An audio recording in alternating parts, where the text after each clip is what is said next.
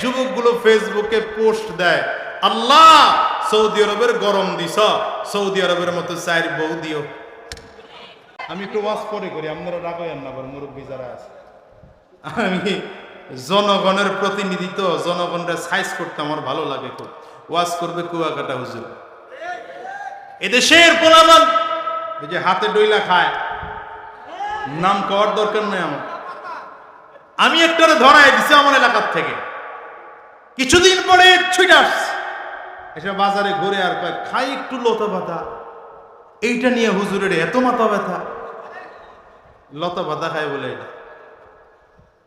এদেশের ওলামায়ে কেরামদের নেতৃত্বে এ বাংলার যুবকদেরকে নিয়ে, যুবকদেরকে চরিত্রবান বানানো দরকার, যুবকদেরকে কোরআন ওয়ালা বানানো দরকার, যুবকদেরকে দিনদার বানানো দরকার।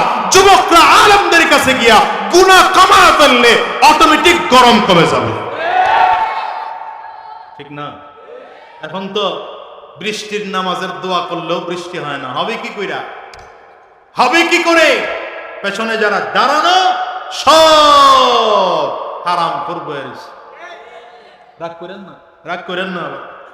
যেই হুজুরে দোয়া করে হুজুরেও তো হারাম খায়, আর আপনারা খাইতে খাইতে হুজুর করেও হারাম খাওয়ানো শুরু করছে। আগের যুগে বৃষ্টির দোয়া হতে দেরি হতো, বৃষ্টি হতে দেরি হতো না, ছাতি নিয়ে যাওয়া লাগতো। আর এখন যারা যায় আর ছাতি ছাড়া যায়, কারণ চিন্তা করে বৃষ্টি হবে না, খালি গেলে দোয়া করে লাভ নাই। মোমেন শাহী গেল গতকালকে, আমারও প্রোগ্রাম ছিল, আমার পরে কুয়াকাটা হুজুরেরও প্রোগ্রাম ছিল। তো বৃষ্টি, প্রচন্ড বৃষ্টি শুরু হয়েছে। তখন মাহফিল কমিটি কয় আজকে বৃষ্টি দেওয়া লাগলো। উলামায়ে কেরাম যারা আছেন তারা বুঝবেন, আল্লাহ তাআলা এখানে খুব শক্ত করে বলেছেন আশাদ্দু হুব্বান লিল্লাহ, আল্লাহকে খুব কঠিন করে মহাব্বত করে। এক হলো মহাব্বত করা সাধারণ মহাব্বত, আরেক হলো অসাধারণ মহাব্বত, আরেক হলো কঠিন মহাব্বত।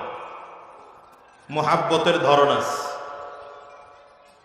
আপনি রাস্তায় দাঁড়িয়ে আমাকে বলছেন হুজুর আমি খুব ভালোবাসি, এই ভালোবাসার ধরন একরকম।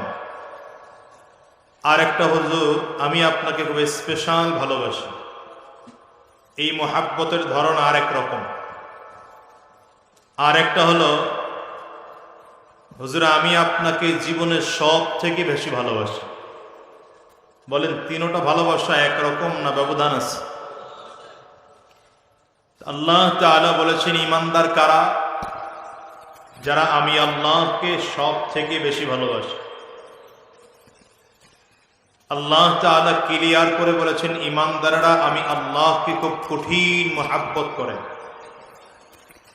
আমি এই জন্য বলি দুনিয়ার অবস্থাও এমন, দুনিয়াটাও দুই দলে, এক দল হলো দুনিয়াদার আর এক দল হলো ঈমানদার।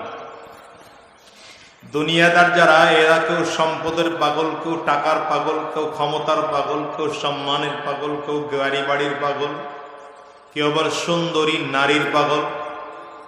কিন্তু যারা ঈমানদার তারা দুনিয়ার পাগল না, এরা টাকা পয়সা গাড়ি বাড়ি সম্পদ এগুলোর পাগল না, এরা সব জায়গায় প্রমাণ করে এরা আল্লাহর পাগল, ঠিক না? আজকের এই মাহফিলেও যারা আসছেন দেখেন, এখানে আসলে কষ্ট, বসতে কষ্ট। এর চেয়ে আপনাদের জায়গায় বাড়িতে অনেক ভালো জায়গার ব্যবস্থা আছে, এসি রুমেরও ব্যবস্থা আছে কারো কারো বাড়িতে, বাসায় সোফার ব্যবস্থা আছে, সেখানে বসার সুন্দর জায়গা। অথচ এই মানুষগুলো বাসার জায়গা ছেড়ে এখানে এসে বসছে, বাসার আরাম আয়েশের জায়গা ছেড়ে দিয়ে এখানে চলে আসছে। এখানে আসার দ্বারা আর এই খোলা মাঠে বসার দ্বারা প্রমাণ হয় এই মানুষগুলো দুনিয়ার পাগল না, এই মানুষগুলো আল্লাহর পাগল, ঠিক না? মহাব্বত এটা কঠিন বিষয়। যার মধ্যে আল্লাহর মহাব্বত যত বেশি থাকে এই মানুষটা তত বেশি পাক্কা ঈমানদার হয়। আর ঈমান আনার জন্য শর্তই হলো আল্লাহ এবং তার রাসূলের মহাব্বত কলিজায় থাকতে হবে। আল্লাহ এবং রাসূলের মহাব্বত যদি কলিজায় না থাকে তাহলে ঈমানের দাম নাই। ঈমানের দাম আছে কার? ঈমানের দাম আছে যার মধ্যে আল্লাহ এবং তার রাসূলের মহাব্বত আছে। এজন্য ঈমানের পূর্ব শর্তই হলো আল্লাহ এবং তার রাসূলকে মহব্বত করা সব থেকে বেশি। রাসূলুল্লাহ সাল্লাল্লাহু আলাইহি ওয়াসাল্লাম বলেন, লা ইউমিনু আহাদুকুম হাত্তা আকুনা আহাব্বা ইলাইহি মিন ওয়ালিদিহি ওয়া ওয়ালাদিহি ওয়ান নাসি আজমাইন। নবীজি বলেন, ততক্ষণ পর্যন্ত ঈমানদার হতে পারবা না যতক্ষণ পর্যন্ত তোমার বাবার চেয়ে, তোমার সন্তানের চেয়ে, তোমার মায়ের চেয়ে, পৃথিবীর সবার চেয়ে আমি নবীকে বেশি ভালোবাসা দিতে না পারবো। ভিন্ন হাদিসে বলেন, এমনকি তোমার নিজের জীবনের চেয়ে যতক্ষণ পর্যন্ত আমি নবীকে বেশি ভালোবাসা দিতে না পারবা ততক্ষণ পর্যন্ত পাক্কা সাচ্চা ঈমানদার হতে পারবা না। তাহলে খুব ভালো করে বুঝেন, ঈমানদার হওয়ার জন্য শর্তই হলো আল্লাহ এবং তার রাসূলকে সব থেকে বেশি ভালোবাসা। বুঝেন নাই কথা? এই জন্যে আমি আলোচনা বোঝানোর জন্য বলি, সাহাবায়ে কেরামদের ভালোবাসা আর আমাদের ভালোবাসার মধ্যে পার্থক্য এই জায়গায়। সাহাবায়ে কেরামও আমার নবীকে ভালোবাসতেন, আমরাও আমার নবীকে ভালোবাসি, কিন্তু সাহাবায়ে কেরাম জীবনের থেকে আমার নবীকে বেশি ভালোবাসতেন, আর আমরা আমাদের নিজের জীবনের চেয়ে বেশি ভালোবাসা নবীকে দিতে পারিনি। অথচ ঈমানের জন্য পূর্ব শর্তই হলো কি? মুহাব্বত লাগবে, আল্লাহ এবং তার রাসূলের প্রতি মুহাব্বত লাগবে। নামকা ওয়াস্তে মুহাব্বত না, অরিজিনাল মুহাব্বত, আসলেই মুহাব্বত, সত্যিকার মুহাব্বত। দেখেন, ঈমান এটা কঠিন জিনিসের নাম। মুহাব্বত না থাকলে ঈমান টিকিয়ে রাখা যায় না। দুনিয়াতেও দেখবেন, একজন মেয়ের প্রেমে পড়ে একটা ছেলে বাড়ি ছাড়তে রাজি, বাবা মা ছাড়তে রাজি, সংসার ছাড়তে রাজি, সব ছাড়তে রাজি। ওই যার প্রেমে পড়ছে তাকে নিতে হবে। কথা বল না কেন? এখন এই একই মুহাব্বত যদি আল্লাহর জন্য হয়, তাহলে কখনো তো এমন হতে পারে যে আল্লাহর জন্য পরিবার ছাড়ার প্রশ্ন আসতে পারে। আচ্ছা, আমরা কি আসলেই পারবো? প্রশ্ন করে দেখেন তো অনেকের কাছে, নিজের কাছে নিজেকে প্রশ্ন করে দেখেন যে ঈমানের প্রশ্ন আসলে যদি এমন হয় যে শুধুমাত্র আল্লাহকে রব বলে মেনেছি, এই জন্য আমার সম্পদ বাদ দিতে হবে, অধিকাংশের অবস্থা এমন আমরা পারবো না। আল্লাহকে মহাব্বত করি, এই জন্য আমার সন্তানকে ছাড়তে হবে, অধিকাংশের অবস্থা এমন যে আমরা পারবো না। অথচ সাহাবায়ে কেরামদের অবস্থা কি? মার খায়, জীবন দেয়, রক্ত দেয়, মৃত্যুর শয্যায় শায়িত, ঈমান ছাড়তে রাজি না। আবু বকর সিদ্দিক রাদিয়াল্লাহু আনহু মার খেয়েছেন, এমন মার, মারতে মারতে কাফির আর মুশরিকরা আবু বকর সিদ্দিক রাদিয়াল্লাহু আনহুকে উত্তপ্ত মরুভূমির বালুর মধ্যে ফেলে রাখছে। এমন অচেতন অবস্থায় পড়ে আছে, মানুষ দেখে মনে করছে আবু বকর মরেই গেছে, আবু বকর বেঁচেই নেই। লোকজন ধরাধরি করে আবু বকর সিদ্দিক রাদিয়াল্লাহু আনহুর মায়ের কাছে নিয়ে গেলেন। মা তখনও কালিমা পড়ে মুসলমান হয়নি। আবু বকর সিদ্দিক রাদিয়াল্লাহু আনহুর মা কান্না করতেছেন, তাকিয়ে দেখতেছেন পুরো জামা রক্তে ভিজে গেছে। কাফিররা এমন পিটান পিটাইছে যে পুরো জামা রক্তে ভিজা, কপাল ফেটে গেছে, গাল ফেটে গেছে, ঠোঁট ফেটে গেছে, রক্ত পড়তেছে। আবু বকর সিদ্দিক রাদিয়াল্লাহু আনহুর হুঁশ নেই। মা মাথায় পানি ঢালতেছে, সরিষার তেল মাখতেছে বা তেল মালিশ করতেছে, যত কিছু করে আবু বকর সিদ্দিকের হুঁশ ফিরে আসে না। লম্বা সময় বেহুশ, লম্বা সময় পরে হুঁশ ফিরে আসছে। খুব ভালো করে বোঝেন, এই মনোযোগী হন, খুব ভালো করে বোঝেন। লম্বা সময় বেহুশ, মার খেয়েছে, মাত্র হুঁশ ফিরে আসছে। মা দৌড়ে আসছে, বাবা তোর হুঁশ ফিরে আসছে। আবু বকর সিদ্দিক রাদিয়াল্লাহু আনহু কোনো কথা নাই। প্রথম প্রশ্ন মায়ের কাছে, মা আমাকে বলো তো আমার নবী কেমন আছে? আপনারা বুঝতেছেন না মনে হয়। চেহারার দিকে তাকাইলে আমার কাছে মনে হয় আপনারা বুঝতেছেন না। মোহাব্বতের ধরনটা বুঝেন। মার খাইছে, বেহুশ হয়ে গেছে, রক্তাক্ত হয়ে পড়েছে, শরীর দুর্বল, কিন্তু হুশ ফিরে আসার পরে প্রথম প্রশ্ন, মা নবীজি কেমন আছে? মা পিয়ালায় পানি নিয়ে আসছে, বা বাংলাদেশের উদাহরণে যদি বুঝেন তাহলে গ্লাসে পানি নিয়ে আসছে। আবু বকর সিদ্দিক বলতেছেন পানি খাবো না, পানি পান করব না। মা কাঁদতেছে, দুধ নিয়ে আসছে, দুধটুকু পান কর, শরীর থেকে প্রচন্ড রক্ত ঝরেছে তোর, দুধটুকু পান কর, শরীর ভালো হয়ে যাবে। আবু বকর সিদ্দিক রাদিয়াল্লাহু আনহু উত্তর দেয়, মা দুধ পান করবো তো দূরের কথা, যতক্ষণ আমার নবীর চেহারা না দেখব ততক্ষণ পর্যন্ত আমি গ্লাসের মধ্যে মুখ লাগায় এক ফোঁটা পানিও পান করব না, দুধও পান করব না। মুহাব্বতের মাত্রা বোঝেন, মুহাব্বতের ধরন বোঝেন। এটা কোন সময়ের কথা বলতেছি? ইসলামের একদম শুরুর দিক। ইসলামের বয়স যখন মাত্র 6 বছর কমপ্লিট হয় নাই, খুব গোপনে গোপনে সাহাবীরা ইসলাম পালন করতেছেন। এমনকি হযরত ওমরও কালিমা পড়ে মুসলমান হন নাই, সেই সময়কার অবস্থা। আবু বকর সিদ্দিক রাদিয়াল্লাহু আনহু মার খেয়ে বেহুশ হয়ে তো হুশ ফিরার পরে স্বাভাবিক পানি পান করার কথা, দুধ পান করার কথা, কিন্তু না, এগুলো কোনো কিছুই না করে মায়ের কাছে প্রথম শর্ত দিলেন, মা নবীকে না দেখার আগ পর্যন্ত কালিমা পড়ব, আমি পানি খাবো না। মা হয়রান হয়ে গেছেন, পেরেশান হয়ে গেছেন, এটা কেমন কথা, এটা কি করে হয়?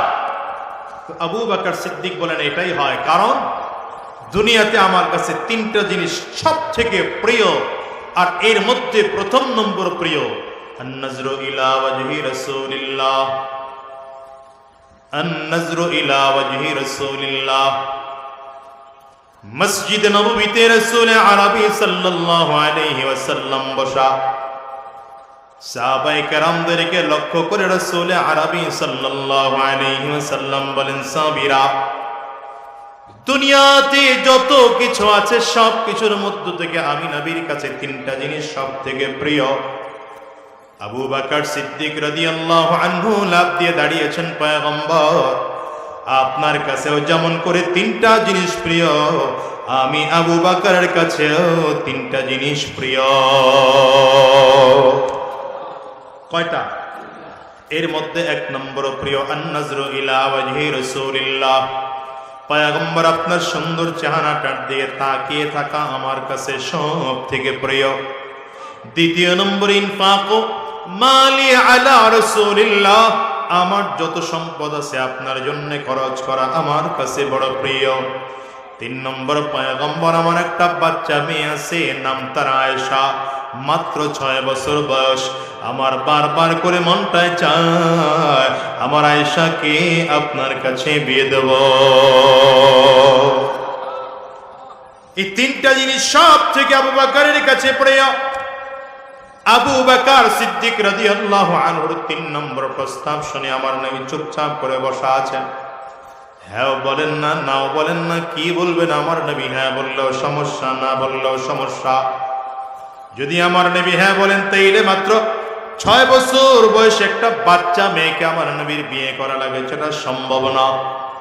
আবার যদি ডাইরেক্ট না বলেন তাইলে আবু বকর সিদ্দিকের মতো প্রিয় মানুষটা কষ্ট পেয়ে যায়। রাসূল আরবি চুপচাপ করে বসা আছেন, হঠাৎ করে তাকিয়ে দেখতেছেন জিবরিল আমিন আসমান থেকে নাজিল হইয়া রেশমি রুমাল একটা আমার নবীর হাতে দিয়ে ডেকে বললেন, পয়গম্বর এই রেশমি রুমালটার মধ্যে একটা মেয়ের ছবি আছে, আল্লাহ তাআলা বলেছেন যদি পছন্দ হয় বিয়ের প্রস্তাব আমার আল্লাহ নিজে দিয়ে পাঠাইছে। নবী আমার রেশমি রুমালটা ধরে আবু বকরকে ডাক দিলেন, আবু বকর তাকিয়ে দেখো এই ছবিটা কার? আবু বকর সিদ্দিক রাদিয়াল্লাহু আনহু বললেন, পয়গম্বর আল্লাহর কসম এই ছবিটা আমার মেয়ের ছবি। নবী আমার ডেকে বলেন, এইবার তোমার মেয়েটা ছোট না বড়, ভালো না মন্দ, সুন্দর না অসুন্দর, দেখার কোনো প্রয়োজন নাই, আমি নবী বিয়ে করার জন্য তৈয়ার। আল্লাহু আকবার, চিল্লায় জোরে বলো। এবার বলেন তো মুসলমান, আমার নবী আম্মা জান আয়েশা সিদ্দিকার বিয়ের ব্যাপারে আগে প্রস্তাব দিয়েছিলেন না আমার নবীকে আল্লাহ নিজে প্রস্তাব দিয়ে পাঠাইছেন? কে পাঠাইছেন? কথা গায় না, কে পাঠাইছেন? এই এই ক্যামেরাওয়ালারা সব ঠিক করে বয়ে পড়ো না কেন? এরকম ডিস্টার্ব করলে তো আমার সমস্যা। ওই যে মাইকলে অনেক কয়জন, এখানে এত লোক কেন? বউ সব তাড়াতাড়ি বয়ে পড়ো, দ্রুত। অনেক বিষয় তোমরা খালি একজন আর একজনের কথা কইবার, আমার ডিস্টার্ব হবে। বউ প্রস্তাবটা আবু বকরকে আমার নবী দিয়েছেন না আল্লাহ আমার নবীকে প্রস্তাব পাঠাইছেন? আচ্ছা, এরপরেও কোনো বদমাশ যদি আমার নবীকে একাধিক বিয়ে করার কারণে নারী লোভী বলে, এরপরেও যদি আমার নবীকে লুচ্চা নবী বলে, আমার নবী কেউ যদি আমার নবীকে বলে জিনাকার বলে, আমি তো বলতে চাই মানুষটার মাথা ঠিক নাই, ওকে বাংলার জমিন থেকে জুতা পিটা করে বিদায় করা দরকার। কথা বলে না কেন? ঠিক কিনা? শোনো, এই জন্য আগেই বলেছি ঈমান কাকে বলে এটা বোঝা দরকার। ঈমান হলো কোন জিনিসের নাম? আমার নবীকে পৃথিবীর সব থেকে বেশি ভালোবাসার নাম। কথা কয় না? তো যদি তাই হয় তাহলে আমার নবীকে আল্লাহ নিজে প্রস্তাব দিয়ে বিয়ে করাইছেন। এখন আমার নবীকে নিয়ে কেউ কথা বলবে, আমার নবীর চরিত্র নিয়ে কথা বলবে, আমার নবীকে কেউ নারী নবী বলবে, আমার নবীকে কেউ লুচ্চা নবী বলবে, আমার শরীরে রক্ত থাকা সত্ত্বে হতে পারে না, এটা হতে পারে না। হাত তুলে চিল্লা কান্না, হাত তুলে চিল্লা কান্না, ঠিক কিনা? মানি না, মানব না, মানতে পারি না, আল্লাহ রাসূলের অবমাননা না, জোরে মানি না, মানব না, মানতে পারি না, আল্লাহ রাসূলের অবমাননা। এখন আমি যদি এই বিষয় প্রতিবাদ করার কারণে আপনারা বলেন হুজুর রাজনীতির কথা কয়েন না, এটা কি রাজনীতি? কথা কয় না তো। আমি যদি এই বিষয়ে কথা বলার কারণে আপনারা বলেন হুজুর আপনার আর বাহিরে থাকা যাবে না, ভিতরে ঢোকেন, তো এটা কি আমার অপরাধ হলো না আমাকে যে বললো সে অপরাধ করলো? লাভ নাই তো। আমি তো বলি মাঝে মাঝে লাভ নাই তো। হুজুর করে ভিতরে বইরাই বা কি লাভ? বাহিরে থাকলেও হুজুর করে যেই কাম, ভিতরে গেলেও হুজুর করে সেই কাম। বাহিরে থাকলেও দাওয়াত দেব, ভেতরে ঢুকলেও দাওয়াত দেব। আমাদের কাজই হলো দাওয়াত দেওয়া। আল্লাহ যদি ফয়সালা করবেন ভেতরে রাখা, থাকবো ভেতরে। আল্লাহ যদি ফয়সালা করবেন বাহিরে বের হওয়া, বের হবো বাহিরে, কোনো অসুবিধা নাই। ঠিক কিনা? আওয়াজ করে আমরা সব কিছুতেই তৈয়ার আছি। কথা কন না কেন? আমার নবী জেল খাটছেন না খাটেন নাই? কথা কয় না। আমরা এটাও জানি বেশি দিন ভেতরে রাখা যায় না, আবার বের করে দিতেও হয়। রাগ করলো মনে হয়? বেশি দিন ভেতরে রাখা যায় না, আবার বের করে দিতেও হয়। তবে যে জন্য ভিতরে ঢুকানো হয়, হয়তো মনে করা হয় জনপ্রিয়তা কমে গিয়েছে, কিন্তু বের হওয়ার পরে দেখা যায় খুদার কসম মোটেও জনপ্রিয়তা কমে নাই, বরং আগের তুলনায় শত শতগুণ আল্লাহর মহাব্বত বেড়েছে, নবীর মহাব্বত বেড়েছে, জনতার মহাব্বত বেড়েছে। ঠিক কিনা? আওয়াজ করে। আমার নবীরও তো রাখছিল 3 বছর। কোন নবীর উম্মত আমরা? চিনো নাই তো মুসলমান। আমার নবী এগুলো সব দেখায় গেছেন। ইয়েতিম তো আমি নবী ইয়েতিম। দেখেন না নবীর আদর্শ কত চমৎকার। এই দুনিয়ার উম্মতেরা, এতিম হয়ে আফসোস করো না, আমি নবী ইয়েতিম। মা হারা হয়ে আফসোস করো না, আমি নবীও মা হারিয়েছি। বাবা হারা হয়ে আফসোস করো না, আমি নবীও বাবা হারিয়েছি। দাদা অল্প বয়সে হারিয়ে আফসোস করো না, আমিও দাদা হারিয়েছি। জেলে গিয়ে আফসোস করো না, আমি নবীও জেল খেটেছি। মার খেয়ে আফসোস করো না, ইসলামের জন্য আমি নবীও মার খেয়েছি। ইসলামের জন্য রক্ত ঝরিয়ে আফসোস করো না, আমি নবীও রক্ত ঝরিয়েছি। ইসলামের জন্য জীবন দিয়ে টেনশন করো না, আমি নবীরও প্রতিজ্ঞা, আমি নবীও চাই বারবার শহীদ হব, বারবার জীবিত হব, বারবার শহীদ হব। আমি নবীর তামান্না যুদ্ধের ময়দানে তো আমি নবীও গিয়েছি, তোমরা যেতে দ্বিধা করো না। वो मेरा नबी मेरा नबी मेरा नबी है, वो मेरा नबी मेरा नबी मेरा नबी है, वो जिसके लिए महफिल कौनैन सजी है, फिरदौस बड़ी जिसके वसीले से बनी है। कष्ट वो हाशिमी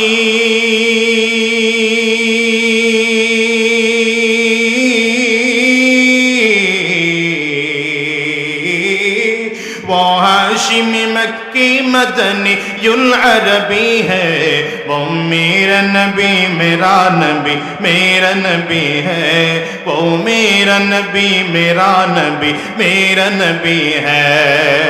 अल्लाह का फरमान अलम नशरह लक सदरका मनसूब है ये से वरफअना लक जिक्रका। अरे कुरआनुल करीम আমার আল্লাহ তাআলা 25 জন নবীর নাম নিয়েছেন, সবাইকে আল্লাহ তাআলা কোরআনে নাম ধরে ডেকেছেন। আমার নবীকে আল্লাহ তাআলা কোরআনের কোথাও নাম ধরে ডাকেন নাই, ডেকেছেন তো আলাদা তাহা নাম দিয়ে ডেকেছেন, আলাদা উপাধি ইয়াসিন বলে ডেকেছেন, ইয়া আইয়ুহাল মুজাম্মিল বলে ডেকেছেন, ইয়া আইয়ুহাল মুদ্দাসসির বলে ডেকেছেন। আল্লাহু আকবার, চিল্লায়া জোরে বলো।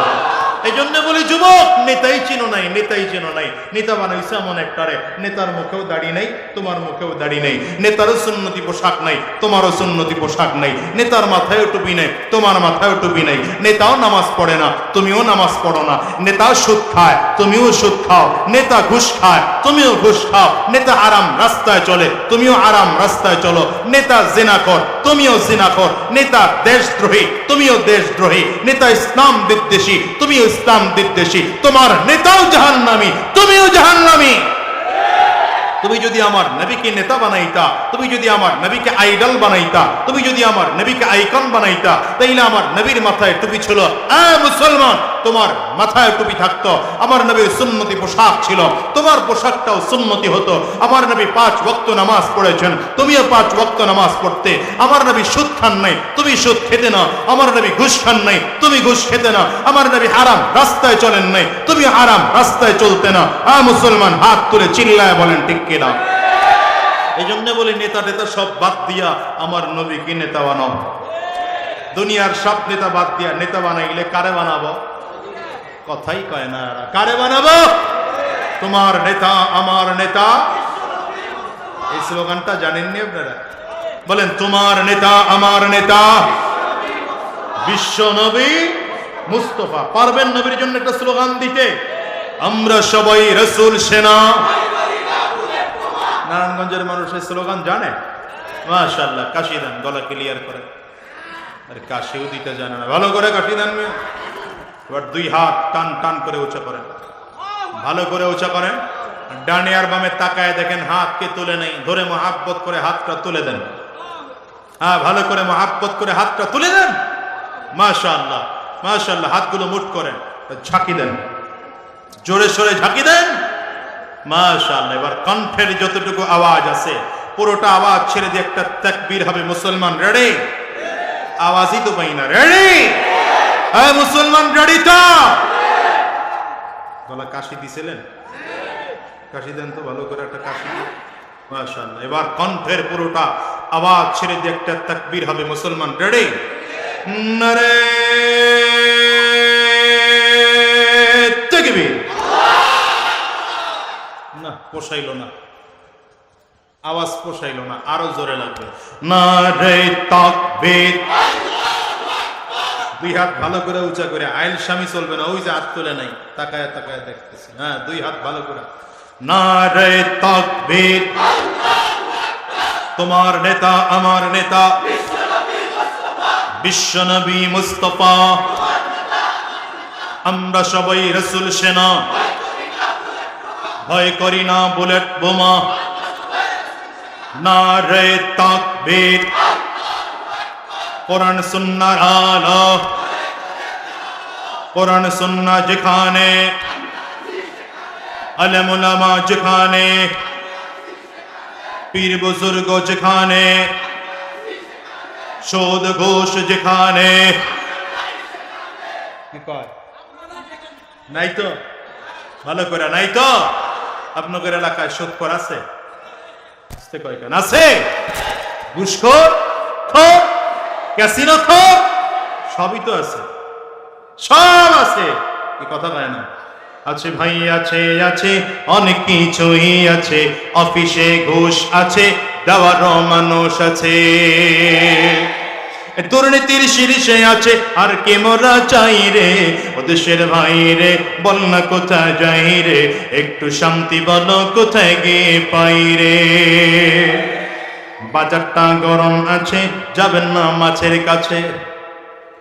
শুধু বাজার গরম না, পুরো পরিবেশটাই গরম, পুরো বাংলাদেশ গরম। কথা বল না কেন?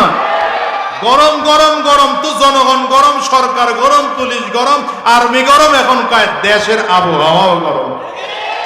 এমন গরম এসির ছাড়া টিকাই যায় না। এখন এই দেশের যুবকগুলো ফেসবুকে পোস্ট দেয়, আল্লাহ সৌদি আরবের গরম দিছ, সৌদি আরবের মতো চার বউ দিও।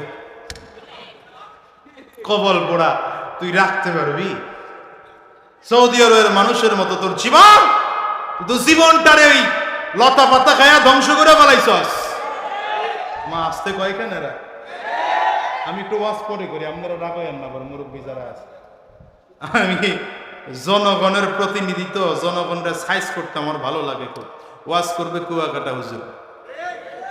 এদেশের পোলাপান এই যে হাতে ডইলা খায়, নাম কওয়ার দরকার নেই আমার। আমি একটা ধরাই দিছি আমার এলাকার থেকে, কিছুদিন পরে ছুটে আসছে, এসে বাজারে ঘুরে আর কয় খাই একটু লতা পাতা। এইটা নিয়ে হুজুরের এত মাথা ব্যথা, লতা পাতা খায় বলে। এটা কি না এদেশের যুবকদের অবস্থা? দেশের অবস্থা গরম। এত গরম কেন? হিসাব করে দেখো, এত গরমের মূল কারণ তোমার আমার গুনাহ। আস্তে কইলো কেডা কেডা দেখেন তো। এই গরমের মূল কারণ আমাদের গুনাহ। বান্দা যত বেশি গুনাহ করে, আল্লাহ তত বেশি আযাব দেয়। অতিবৃষ্টি, অনাবৃষ্টি, প্রচন্ড গরম, প্রচন্ড শীত, করোনা, ব্ল্যাক ফাঙ্গাস, সব বান্দার গুনাহের কারণে। গুনাহ কমিয়ে দাও, গরম কমে যাবে। এই জন্য আমি মাঝে মাঝে বলি, হিট অফিসার নিয়োগ দেওয়া হয় আমাদের দেশে, আলহামদুলিল্লাহ, এটা খারাপ না, ভালো দিক, এটা ভালো দিক। কিন্তু হিট অফিসার নিয়োগ দেওয়ার আগে 1000বার চেষ্টা করা দরকার। এদেশের ওলামায়ে কেরামদের নেতৃত্বে এ বাংলার যুবকদেরকে নিয়ে, যুবকদেরকে চরিত্রবান বানানো দরকার, যুবকদেরকে কোরআন ওয়ালা বানানো দরকার, যুবকদেরকে দিনদার বানানো দরকার। যুবকরা আলেমদের কাছে গিয়া গুনাহ কমায় ফেললে অটোমেটিক গরম কমে যাবে, ঠিক না? এখন তো বৃষ্টির নামাজের দোয়া করলেও বৃষ্টি হয় না। হবে কি কইরা? হবে কি করে? পেছনে যারা দাঁড়ানো সব হারাম করবে। রাগ করেন না, রাগ করেন না। যেই হুজুরে দোয়া করে, হুজুরেও তো হারাম খায়। আর আপনারা খাইতে খাইতে হুজুর করেও হারাম খাওয়ানো শুরু করছে। আগের যুগে বৃষ্টির দোয়া হতে দেরি হতো, বৃষ্টি হতে দেরি হতো না, ছাতি নিয়ে যাওয়া লাগতো। আর এখন যারা যায় এরা ছাতি ছাড়া যায়, কারণ চিন্তা করে বৃষ্টি হবে না, খালি গেলে দোয়া করে লাভ নাই। কথা বলে না। আবার এই দিক থেকে দোয়া করে বৃষ্টি, ওই দিক থেকে দোয়া করে বৃষ্টি না হওয়ার। মোমেন শাহী গেলাম গতকালকে, আমারও প্রোগ্রাম ছিল, আমার পরে কুয়াকাটা হুজুরেরও প্রোগ্রাম ছিল। তো বৃষ্টি, প্রচন্ড বৃষ্টি শুরু হয়েছে। তখন মাহফিল কমিটি কয়, আজকে বৃষ্টি দেওয়া লাগলো। সারা বাংলাদেশের মানুষ বৃষ্টির জন্য দোয়া করে, আর মাহফিল কমিটির মন খারাপ। কারণ আল্লাহ কার মন রক্ষা করবে?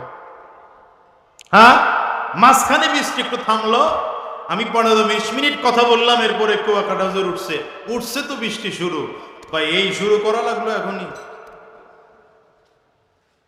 তো এদেশে আপনারা তো বলেন হুজুরগুর দোষ, কে বলছে? আল্লাহরও তো দোষ আছে।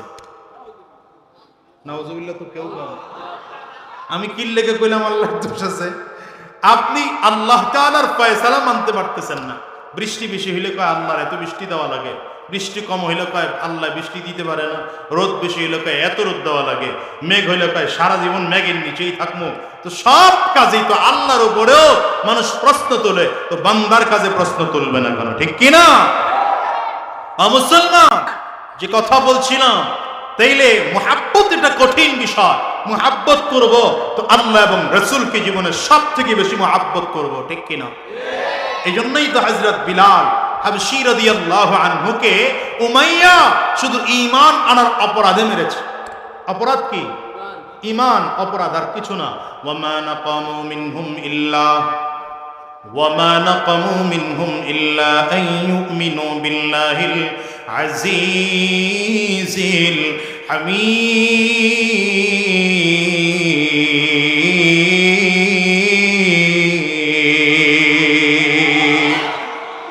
রব্বে কারীম বলেন ইমানদারের আর কোনো অন্যায় নয়, ইমানদারের একটাই মাত্র অন্যায়, তারা একমাত্র রবকে রব বলে স্বীকার করে, আল্লাহ তাআলাকে রব বলে স্বীকার করে। হযরত বিলাল নিজেই ছিলেন গোলাম, বাবাও ছিলেন গোলাম, দাদাও ছিলেন গোলাম। এক তো কালো মানুষ, কিন্তু পয়গম্বর আরবি সাল্লাল্লাহু আলাইহি ওয়াসাল্লামের দাওয়াত পাইয়া হযরত বিলাল হাবশী রাদিয়াল্লাহু আনহু কালিমা পড়ে মুসলমান হয়ে যায়। উমাইয়া কেমন করে যেন টের পায়, ডেকে বলে বিলাল ঈমান ছেড়ে দিবে কিনা বলো, ঈমান যদি না ছাড়ো শাস্তির মাত্রা বাড়িয়ে দেওয়া হবে। হযরত বিলাল হাবশী রাদিয়াল্লাহু আনহুকে ঘরের চৌকাঠের সাথে হাত পা বেঁধে বুকের চেকে কাপড়গুলো সরাইয়া একটা একটা করে চাবুক দিয়ে বাড়িয়ে দেওয়া হতো। চাবুক দিয়ে একটা একটা করে বাড়িয়ে দেওয়া হয়। হযরত বিলালের চামড়াগুলো ফেটে রক্ত টপ টপ করে পড়তে আরম্ভ করেছে। হযরত বিলাল চোখের পানিগুলো ফেলে ফেলে কান্না করেন আর ডেকে বলে উমাইয়া মেরে মেরে মেরে মেরে আমারে জমিন থেকে বিদায় করে দিতে পারো, আমার নবীর উপর ঈমান এনেছি, জীবন চলে গেল ঈমান ছাড়তে রাজি না। ঠিক কিনা কও না? শাস্তির মাত্রা আরো বাড়িয়ে দেওয়া হয়, শাস্তির মাত্রা এত বাড়িয়ে দেওয়া হয়, অবস্থা বড় খারাপ। উত্তপ্ত মরুভূমির বালুর মধ্যে নিয়ে চলে গেছে। উত্তপ্ত মরুভূমির বালুর মধ্যে চিৎ করে হযরত বিলালকে শোয়া দেওয়া হয়। হাত আর পায়ের মধ্যে পাথর চাপা দেওয়া হয়, বুকের মধ্যে হযরত বিলালের পাথর চাপা দেওয়া হয়। অন্য একমাত্র হযরত বিলাল হাবশী রাদিয়াল্লাহু আনহু কালিমা পড়ে মুসলমান হয়েছেন। হযরত বিলালের জবান দিয়ে এত শাস্তির ফাঁকে ফাঁকে জবান থেকে বের হয় আল্লাহু আহাদ, আল্লাহু আহাদ, আল্লাহু আহাদ। আমার যত নির্যাতন করো এক আল্লাহর উপর থেকে আমি আমার ঈমান ছাড়তে রাজি না, যতই নিপীড়ন করো এক আল্লাহর উপর থেকে ঈমান ছাড়তে রাজি না। হযরত বিলালের শাস্তির মাত্রা আরো বাড়ায় দেওয়া হয়। পাহাড় থেকে বেছে বেছে ছোট ছোট পাথরগুলো না, এগুলোকে আগুনের মধ্যে জ্বালাইয়া আগুনের কয়লা, জ্বলন্ত কয়লা আংটা বানায় ফেলা হয়। এই কয়লাগুলোকে জমিনের মধ্যে বিছাইয়া হযরত বিলাল হাবশী রাদিয়াল্লাহু আনহুকে কয়লার উপরে চিৎ করে শোয়াইয়া বুকের উপরে পাথর দিয়ে চাপা দেওয়া হয়। হযরত বিলালের জবান দিয়ে তারপরেও শুধু আওয়াজ বের হয় আল্লাহু আহাদ, আল্লাহু আহাদ। ওরে দুনিয়ার মুসলমান, হযরত বিলাল তো চাইলে তখনও কালিমা ছেড়ে দিতে পারতেন, কিন্তু না না, আল্লাহ এবং তার রাসূলের মুহাব্বত কলিজা এত বেশি, জীবন ছেড়ে দিতেও রাজি, ঈমান ছাড়তে রাজি না। ঠিক কিনা করে কও না?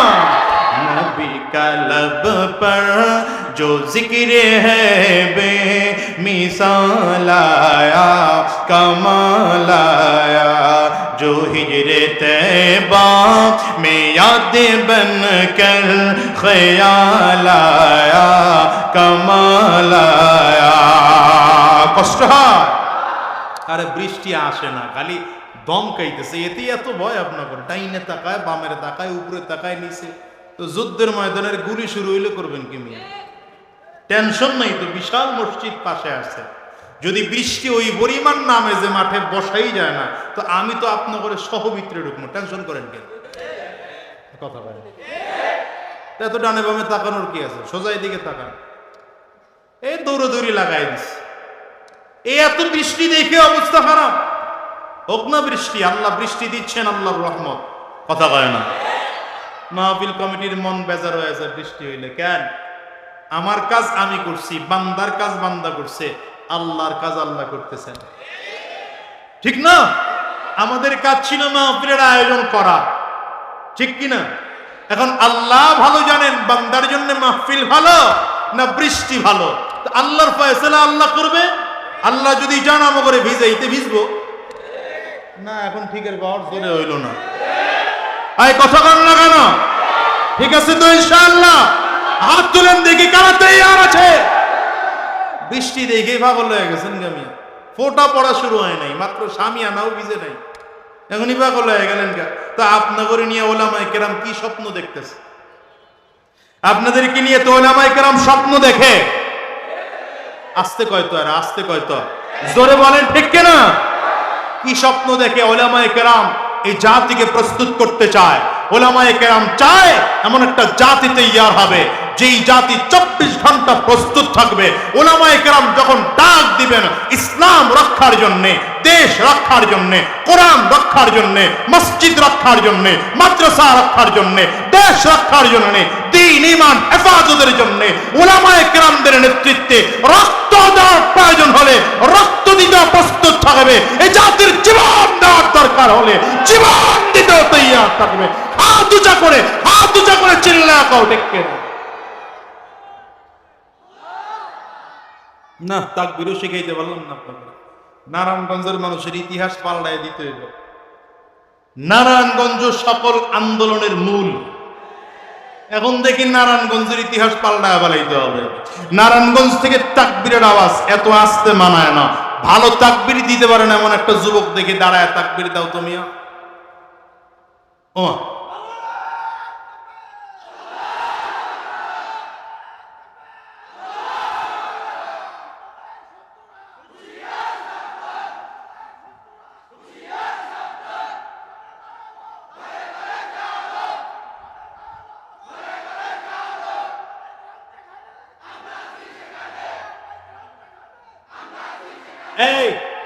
এই তাকবীরটাকে কোন দলীয় স্লোগান? এটা কোন দলীয় স্লোগান? এটা কোন ব্যক্তির স্লোগান? কোন রাজনৈতিক স্লোগান? এটা আমার নবীর স্লোগান, আল্লাহ স্লোগান, ইসলামের স্লোগান, ঠিক কিনা বলেন? এটা মুসলমানদের জবানে থাকবে। আল্লাহু আকবারের ধ্বনি আযানেও আছে, আযানেও আছে, কথা কয় না কেন? আল্লাহু আকবারের ধ্বনি ইকামতেও আছে, আল্লাহু আকবারের ধ্বনি নামাজের শুরুতেও আছে, নামাজের মাঝখানেও আছে।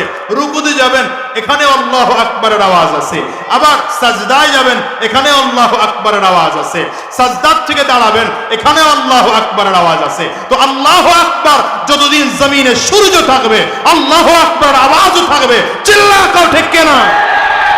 এদেশে আল্লাহু আকবারের সুরে সূর্য ওঠে, এদেশে আল্লাহু আকবারের সুরে সূর্য ডোবে, এদেশে আল্লাহু আকবারের সুরে সূর্য ওঠে, এদেশে আল্লাহু আকবারের সুরে সূর্য ডোবে। এদেশের মাল্লা মাঝি কিশোর মজুর সবার ঠোঁটে শোনো রে লা ইলাহা ইল্লাল্লাহর জিকির ওঠে। ইমানের তত্ত্ব আগুন জ্বলছে সবার বুকে বুকে, সে আগুন দেশ হতে দেশ দেশান্তরে জ্বালতে হবে, ঠিক কিনা কানা? তাকবীরের ধ্বনি ছিল, আছে, কিয়ামত পর্যন্ত থাকবে। এর সাথে কারো শত্রুতা নাই তো? আল্লাহর নামের সাথে কারো শত্রুতা নাই তো? এই নারায়ণগঞ্জের মুসলমান, আল্লাহর নামের সাথে কারো শত্রুতা নাই তো? চিল্লা আওয়াজ দেন আল্লাহু আকবার। এখন অনেকে মুখ বন্ধ করে বয়ে রইছে, আমি খেয়াল করতেছি। মানে এতগুলো মানুষ আওয়াজ দিলে কেমন আওয়াজ হয়? আমার কানের একটা আন্দাজ আছে না, আমি আওয়াজ অনুযায়ী আন্দাজ অনুযায়ী আওয়াজ পাই না। আরেকবার চান্স দিলাম, আওয়াজ দেন আল্লাহু আকবার। একটু বাড়ছে, তবে এখনো 100% হয় নাই, আরো লাগবে। আল্লাহু আকবার। ও পিছনে যারা এমনি করে হাত বান্ধা মিয়া সাহেবের মতো খাড়াই রয়েছে, হেরা দেয় না আওয়াজ, আমি খেয়াল করছি। এবার সবাই মিলে, আর যাইতে কই না, আওয়াজ দিতে কইছি, সবাই মিলে জোরে আওয়াজ দেন আল্লাহু আকবার। নবী কা लब पर जो जिक्र है बे मिसाल आया कमाल आया, जो हिजरे तैबा में याद बन कर ख्याल आया कमाल आया। आवाज करे कौन अल्लाहु अकबर। हुरूर हुरू का तुर डाला लगा के माँ थे पैतिल खुदा ने जो काले रंग का गुलाम तेरा बिलाल आया कमाल आया नबी का लब पर जो जिक्र है बे मिसाल आया कमाल आया। হযরত বিলালের শুধু অন্যায় আল্লাহর উপরে ঈমান এনেছেন, আল্লাহকে রব বলে মেনেছেন, আমার নবীকে নবী বলে মেনেছেন। উমাইয়া ডেকে বলে বিলাল কালিমা ছাড়বে কিনা বলো, কালিমা ছাড়বে কিনা বলো। হযরত বিলালের জবান থেকে কালিমা ছাড়েন না, শাস্তির মাত্র আরো বাড়াইয়া দেওয়া হয়। এবার হযরত বিলাল আবশী রাদিয়াল্লাহু আনহু যখন বারবার করে আল্লাহ পাকের নাম উচ্চারণ করে, উমাইয়া হযরত বিলালকে শাস্তির মাত্রা আরো বাড়িয়ে দেওয়ার জন্য হাত আর পায়ের মধ্যে পাথর চাপা দিয়ে রাখে, বুকের কাপড়গুলো সরাইয়া ঘোড়া তাড়ানোর চাবুক দিয়ে বুকের উপরে এক একটা জোরে জোরে বাড়িগুলো মারে। এক একটা বাড়ির কারণে বুকের চামড়াগুলো ফেটে যায়, চামড়া ফেটে যায়, রক্ত টপ টপ করে বের হয়। এরপরে হযরত বিলাল কালিমা ছাড়তে রাজি না। কেন? মুসলমান জন ওয়াল্লাযীনা আমানু আশাদ্দু হুব্বান লিল্লাহ, যারা ঈমানদার তারা কাকে বেশি ভালোবাসে? জোরে আওয়াজ দিয়ে আঙ্গুলটা উঁচা করে বলেন ঈমানদাররা কাকে বেশি ভালোবাসে? আরো জোরে বলেন কাকে বেশি ভালোবাসে? এই জন্যই তো ফিরআউনের স্ত্রী আসিয়া জীবন চলে যায়, মৃত্যুর আগ মুহূর্ত ও সুমাইয়া মৃত্যুর আগ মুহূর্ত হযরত বিলাল কি বলে ফিরআউনের স্ত্রী আসিয়া আল্লাহর নাম নেয়, আল্লাহর নাম নেয়। আসিয়া গোপনে গোপনে মুসা আলাইহিস সালামকে নবী মেনে ফেলেছেন, আল্লাহকে রব মেনে ফেলেছে।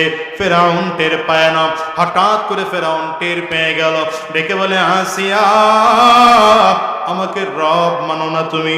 বলে তুমি রব হওয়ার যোগ্যতা রাখো না, রব হওয়ার মতো যোগ্যতাই তোমার কাছে নেই। ফিরআউন ডেকে বলে আসিয়া 7 দিন সময় দেওয়া হলো। কয়দিন?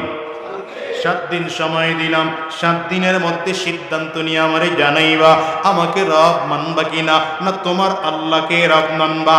আসিয়া ডেকে বলে ফিরআউন 7 দিন সময় লাগবে না, এই মুহূর্তে বলে দিতে পারি আমার ঈমান নড়বে না।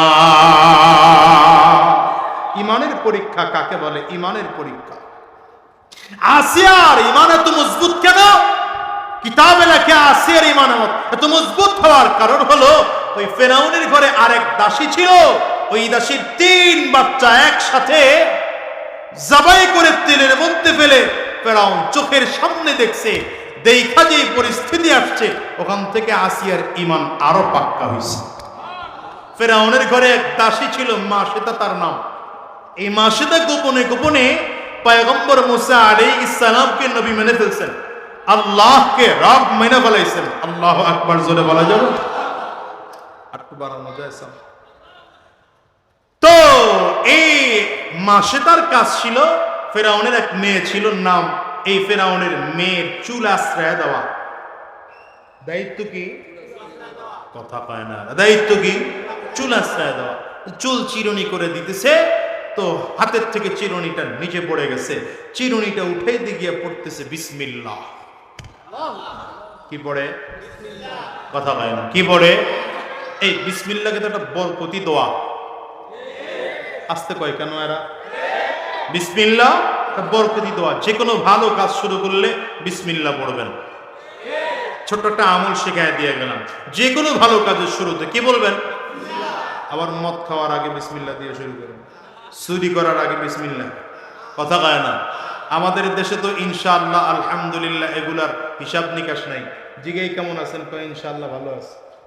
ইনশাআল্লাহ ভালো থাকে কেমনে? কথা কয় না। ইনশাআল্লাহ ভালো দেখা যায় তো শব্দ কি হবে? আলহামদুলিল্লাহ ভালো আছে। ঠিক কিনা? কথা বল না। আবার সিনেমা হল যারা উদ্বোধন করবে, এরাও পত্রিকায় কি বলে উদ্বোধনের জন্য আগের দিন সংবাদ প্রকাশ করে, আগামী দিন অমুক সিনেমা হল উদ্বোধন হবে ইনশাআল্লাহ।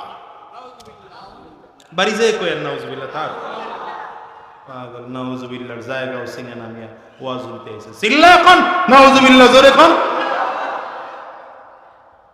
এই জন্য বিসমিল্লাহ, যত ভালো কাজ আছে সব কাজের শুরুতে কি বলবেন? ঠিক আছে তো? এই মাসিদা বিসমিল্লাহ বলে যখন চিরুনি উঠেইতেছে, ফেরাউনের মেয়ে কয়, এই কার নাম নিলা তুমি, কার নাম নিলা? কয় আমি আমার রবের নাম। তোমার রব কে? আমার আব্বা ছাড়া তো রব কেউ নেই। না, এই জাতির লোকে ওয়াজ করে শান্তি পেলে নাউজুবিল্লাহ। 3-4 জনে কয়, বাকিরা মুখ বন্ধ করে বইরে, জোরে বলা যায় না? কিছু মানুষ আছে মাহফিলে ঢুকলে এত ভদ্র সাজে, জীবনে কথাই কয় নাই, অথচ এই লোককে চায়ের দোকানে বসাই দিলে দেখবেন আরে বাবা মহাপণ্ডিত। ঠিকের বাবার কি? এই জন্য মাহফিলে এসে জবান খুলবেন, আওয়াজ দিলে গুনাহ হবে না মিয়া। মাঝে মাঝে বক্তারে সহযোগিতা করতে গিয়া সুবহানাল্লাহ, আলহামদুলিল্লাহ, আল্লাহু আকবার বলবেন, গুনাহ হবে?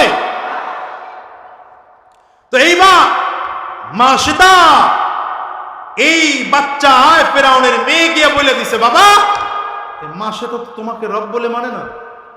ফেরাউন ডাকছে মাসিদাকে, তুমি আমাকে রব মানো না? মাসিদা বলে, রব হওয়ার কিছু যোগ্যতা লাগে। এই আমনে পিছন দিকে তাকায় কি দেখেন? কি দেখতেছে? ওয়াজ করি আমি, পিছন দিকে তাকান। মাসিদায় পিছা ফেরাউনের সামনে দাঁড়াইছে। ফেরাউন কয়, আমাকে রব মানো না? বলে, রব হওয়ার কিছু যোগ্যতা লাগে, আপনার যোগ্যতা নাই। কি যোগ্যতা? তাফসীরের কিতাবে লেখে, মাশাআল্লাহ মাশাআল্লাহ, হুজুর চলে আসছেন, নারে তাকবীর, নারে তাকবীর। কুয়াকাটা হুজুরের আগমন, কুয়াকাটা হুজুরের আগমন। আসেন স্টেজে, হুজুরকে নিয়ে আসেন। মাশাআল্লাহ। শুনেন, এদিকে বসেন। ওমা স্টেজ কি অধিক করে দিব নাকি? তমনে তাকাইছেন, এদিক দেখেন। হুজুর আসছেন ইনশাআল্লাহ। কি হুজুর কি বসবে না স্টেজের দিকে আসবে? একটু খবর জানান তো আমাকে। ওখানে আসতেছে? হ্যাঁ, নিয়ে আসেন। মাশাআল্লাহ, হুজুরকে নিয়ে আসেন, স্টেজের দিকে নিয়ে আসেন। এদিক তাকান, এখানে তাকাইলে হুজুরে দেখতে পারবেন। খালি খালি গার ব্যথা করে লাভ নাই, এটা তাকায়ও লাভ নাই, আর আমি নিষেধ করলেও লাভ নাই, কারণ এই মানুষটাকে আল্লাহ তাআলা কোরআনের কারণে এমন এক